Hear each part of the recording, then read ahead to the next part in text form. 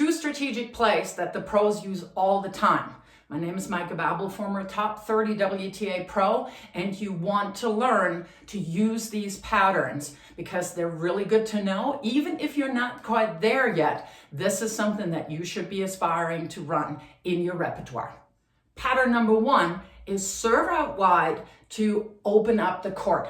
So if you're this server, if you're right-hander, you want to use a slice serve to pull your opponent off the court, even if it's into the stronger side of your opponent, even if the forehand is sitting right there. Now, on that serve, make sure that you actually are taking a little bit of pace off, add more spin, because again, you really want to pull that person out wide. And then you see what's glaringly open, the outside of the court, of course. And if you're a lefty, you would run that play on the outside.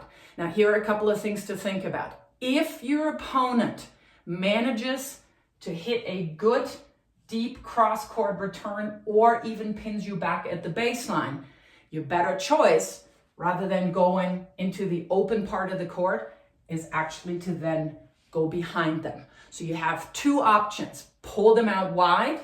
If the quality of the return is not as great, of course, you pull that ball right into the open court. If it's a good return, go right back behind them. I'm giving you a few examples here of the serve plus one. First is Ash Barty pulling Makova out and then easy put away with the forehand. Next one is a lefty, Jill Teichmann.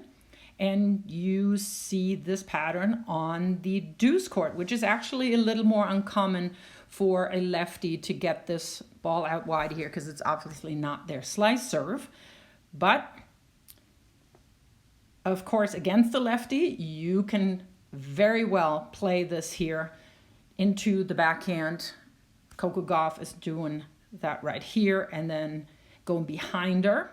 Tactical move number two is when you have your opponent in trouble and off the court, stretched wide, you come on in to potentially either hit a swing volley or just carve a volley off. So here are the things that you want to look for. If your opponent is running really aggressively and they cannot step into the court anymore. So in other words, they're either moving parallel to the baseline or they're even moving backwards. That is your cue for you to step in.